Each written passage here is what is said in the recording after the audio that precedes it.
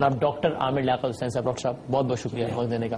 حسن نثار صاحب میں بالکل یہ بنیادی سوال سے آغاز کرنا چاہتا ہوں کہ آج چونکہ یہ محرم کے بھی ایام چل رہے ہیں, واقعہ کربلا کا تذکرہ ہوتا ہے جس طرح میں نے کہا, تو لوگ یہ سوچتے ہیں, میرے اپنے بھی ذہن میں بات آتی ہے کہ پھر کیا وجہ ہے ایک ایسی قوم جس کے پاس اتنی زبردست مثالیں ہیں, ذات رسول ہے, واقعہ کربلا ہے, اپنے رول ماڈلز کے طور پر, اس قوم کا آج یہ کیوں حال ہے کہ ہر جگہ سپریسڈ بھی ہے, اس کے بارے میں یہ امپریشن بھی ہے کہ وہ ٹیررسٹ بھی ہیں. یہ معاملہ خراب کہاں ہو گیا ہے حسن نثار صاحب؟ یہ very good examples to follow. دیکھیں, پہلی بات تو یہ ہے کہ آپ نے کافی دفعہ ایک لفظ ریپیٹ کیا ہے, امپریشن کا یا پرسپشن. یہ بالکل غلط ہے. اچھا, یہ 55-56 ملک, اتنی بڑی فوج, petro dollar, minerals, man power, 1.5 ارب کے قریب آبادی, اس کے باوجود یہ راندہ درگاہ ہیں, ان کے پلے کچھ نہیں ہے. ٹھیک ہے, اچھا, آپ اندازہ لگائیں پچھلی کتنی سینچری سے جس دنیا میں آج ہم رہ رہے ہیں یہ ویسٹ نے کار کی ہے. آج آپ سے بجلی ویسٹ واپس لے لے, ریل واپس لے لے, ہوائی جہاز واپس لے لے, فون واپس لے لے, آپ تصور کریں آپ کھڑے کہاں ہیں؟ ان میں سے کوئی کنٹریبیوشن نہیں. یہ آج ان لوگوں کے نام کا ماتم کرتے ہیں کہ ہم بھی کبھی سائنسدان پیدا کرتے تھے, جن کی انہوں نے کتابیں جلائی ہیں, جن کے سروں پہ ان کی کتابیں ماری ہیں اور ان کو نیم پاگل کر دیا ہے, جن کو جیلوں میں ڈالا ہے, جن کو ایگزائل پہ. وہی زوال کی وجہ ہے کہ انہوں نے اپنے عالی شان لوگوں کو, انہوں نے اپنے ڈراموں کو, ڈرامہ نما لوگوں کو, اپنی نوٹنکیوں کو, اپنے ٹھگوں کو گلیمرائز کیا ہے. انہوں نے اپنے عالی شان شاہ دماغ جو تھے ان کو انہوں نے بہت رگیدا ہے, اس کی سزا انہیں مل رہی ہے. رہ گیا, دیکھیں بات سنیں, میرا تو یہ لکھ لکھ کے انگلیاں گھس گئی ہیں یہ بات کہ دیواروں پہ جب میں لکھا دیکھتا ہوں تو میری ایک عجیب سی کیفیت ہوتی ہے, حرمت رسول پہ جان بھی قربان ہے. او بھائی, ہدایات رسول کی بات کیوں نہیں کرتے؟ یہ کھوکھلی محبت ہے, یہ مگرمچھ کے آنسو ہیں. یہ دیکھیں بات سنیں, میں اگر اپنے استاد سے, اپنی ماں سے, اپنے باپ سے میں اگر واقعی محبت کرتا ہوں اور جھوٹ نہیں بول رہا, میں منافق نہیں ہوں, میں ڈرامہ نہیں کر رہا, تو مجھے ان کی ہدایات پہ عمل کرنا چاہیے. اگر میں ان کی ہدایات کے برعکس زندگی گزار رہا ہوں تو نہ میں انفیکٹ اپنی ماں کا احترام کر رہا ہوں, نہ اپنے باپ کا کر رہا ہوں, نہ اپنے ٹیچر کا کر رہا ہوں. تو وہ ایک الٹیمیٹ ذات, میں تو کہتا ہوں کہ یہ ایک دفعہ نہیں 20 بار ڈفرنٹ فورمز میں کہا بھی لکھا بھی کہ مسلمان یہ جب کہتا ہے کہ ہمارے پاس قیادت کی کمی ہے تو بادامی صاحب مجھے کراہت آتی ہے, مجھے گھن آتی ہے, چونکہ زندہ قیادت موجود ہے نبی کریم کی شکل میں. اور اس لیے نہیں, میں درد دل سے یہ بات کرتا ہوں ہر بار کہ اگر میں کسی اور مذہب میں بھی پیدا ہوتا تو میں نبی کریم سے اتنی ہی محبت کرتا, چونکہ پوری دنیا کی انسانی تاریخ میں بڑے سے بڑا آدمی بھی سنگل ڈائمینشنل ہوتا ہے. بڑا سائنسدان ہے, بڑا جرنیل ہے, بڑا مفکر ہے, بڑا شاعر ہے, بڑا پینٹر ہے. اتنی مکمل ذات زندگی کے جس روپ میں ان کو آپ دیکھو تو لگتا ہے کہ تو الٹیمیٹ ہے.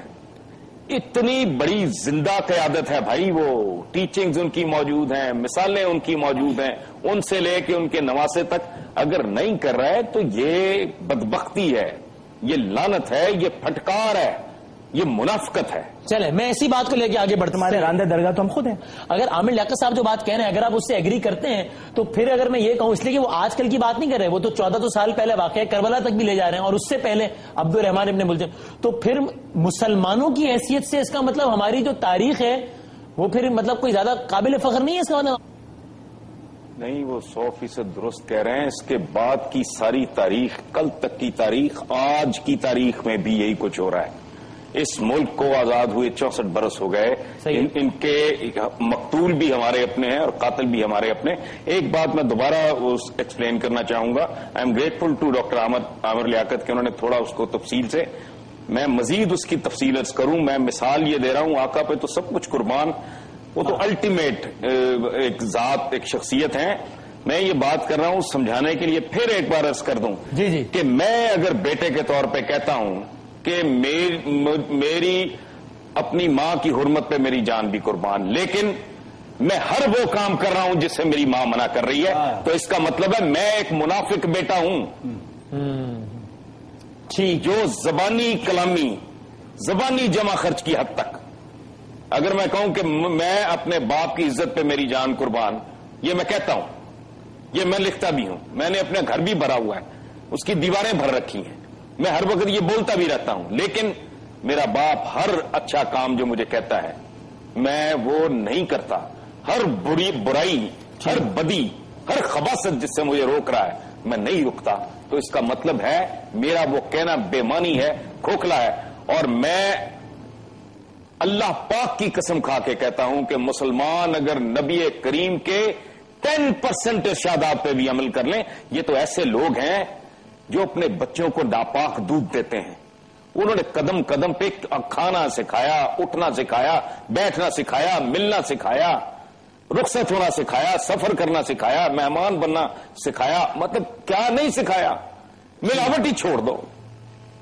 تو پھر یہ مسئلہ جو ہے حسن نثار کسی ایک خاص طبقے میں ہے یا ہر انڈیویجول میں آپ کو نہیں، میں کہتا ہوں یہ 1.5 ارب مسلمان جو ہے اس کو سزا مل رہی ہے۔ میں اب دیکھیں بات سنیں، یہ ڈپلومیسی کی اپنی دنیا میں نام نہیں لیتا، کبھی اپنے مسلمان ملکوں کے سربراہان کی گاڑیوں کے تعداد ذرا غور کریں، پچھلے دنوں وہ فوٹوگرافس بھی چھپی ہیں، ڈائمنڈ فٹڈ گاڑیاں، ان کا لائف سٹائل دیکھیں، یہ کدھر پیسہ خرچ کرتے ہیں اس پہ ذرا غور کریں۔ 7 سال پرانی، 2 سال پہلے میں نے یہ پڑھا تھا، 9 سال پرانی ہو گئی ہوگی، پورش چلاتا ہے بل گیٹس۔ یہ کیا لوگ ہیں ہم کون لوگ ہیں؟ ہم کیا کر رہے ہیں؟ آقا کی کسی ایک بات پہ اگر عمل درآمد ہو رہا ہو تو پلیز آپ مجھے بتائیں۔ ٹھیک ہے، میں اسی کو لے کے آگے کوئی اور بتا دے۔ میں نے ایک بار لکھا تھا، قاضی صاحب کا کہیں کوئی سٹیٹمنٹ تھا، اسلامی اقدار، میں نے کہا خدا کا واسطہ میری زندگی آسان ہو جائے گی، مجھے بھی بتا دو کون سی ایک اسلامی قدر ہے جس پہ یہاں عمل ہو رہا ہے۔ حکمران تو چھوڑیں، وہ تو بدماشیہ ہے، عوام کا بھی کیا حال ہے؟ مسلمان کم از کم آج کے دن جو اتنا بڑا دن ہے، ہم اپنی اس غلطی کو تسلیم تو کریں۔ ہم یہ تو کہیں کہ ہم آج نانا کے سامنے بھی شرمندہ ہیں اور نواسے کے سامنے بھی شرمندہ ہیں۔ ہم شرمندہ ہیں کہ ان کی قربانیوں کو ہم نے رائگاں کیا۔ ہم شرمندہ ہیں کہ جس مقصد کے لیے امام علی مقام نے اپنی جان کربلا کے تپتے ہوئے میدان میں دی تھی، ان کے اہل خانہ نے، ان کے گھر والوں نے، جس طرح بی بی زینب کی چادر اتاری گئی تھی، جس طرح سکینہ کے چہرے پر تماچے مارے گئے تھے، جو امام زین العابدین نے بیمار ہو کر یزید کے دربار میں خطبہ دیا تھا، جس دین کو بچایا تھا، ہم نے اس دین کو تباہ کرنے میں اور اس کو رسوا کرنے میں ہم نے کوئی کسر نہیں چھوڑی ہے۔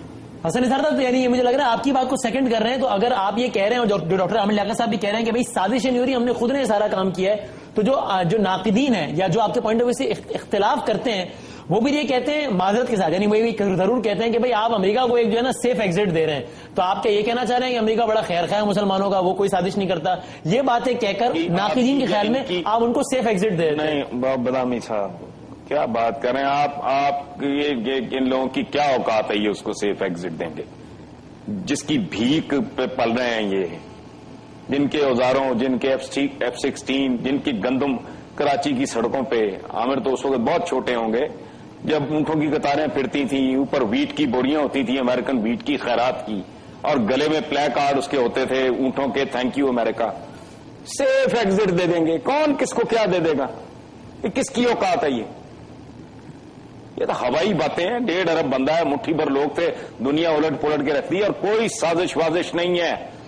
سازش، اچھا بات سنیں، پھر اگر آپ کے رائیولز ہیں بھائی، آپ کے تو سگے بھائی ایک دوسرے کے سر کاٹتے رہے ہیں، امہ کا جو لفظ استعمال ہوتا ہے اس کا، یہ تو ہم ایک رومانٹک سا لفظ ہے جس کا تو وجود ہی کوئی نہیں۔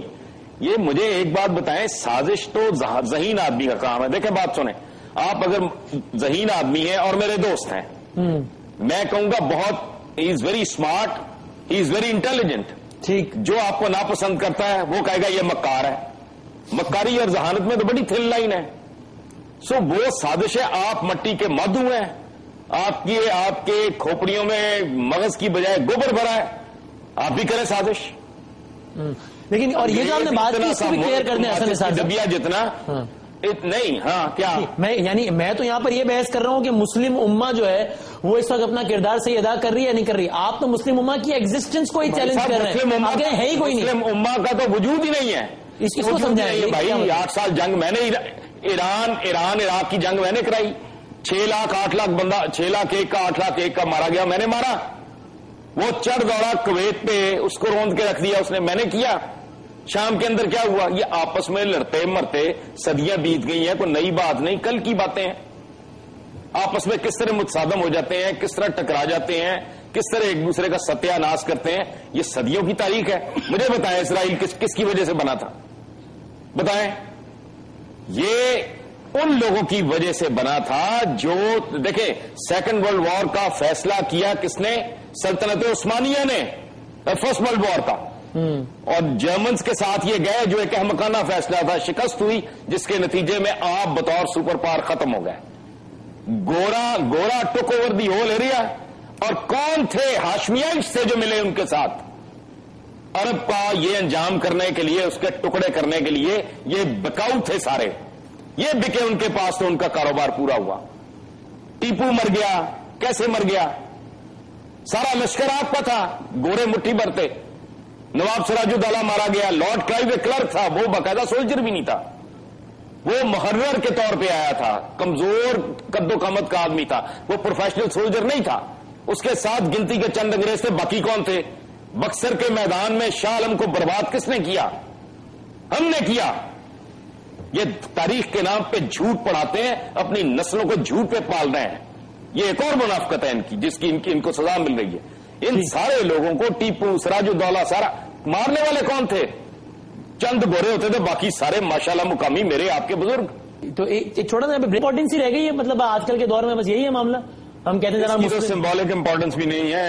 اللہ معاف کرے، جوکروں کا اجتماع جو ہے اس کو چھوڑیں آپ. میں مسلم امہ کی بات سن لیں. آج کوئی متمول ملک مسلمان ایسا نہیں ہے جہاں جا کے آپ اپنی پراپرٹی خرید سکیں، شہریت حاصل کر سکیں، وہاں کی لڑکی سے شادی کر سکیں، اپنے نام پہ کاروبار کر سکیں.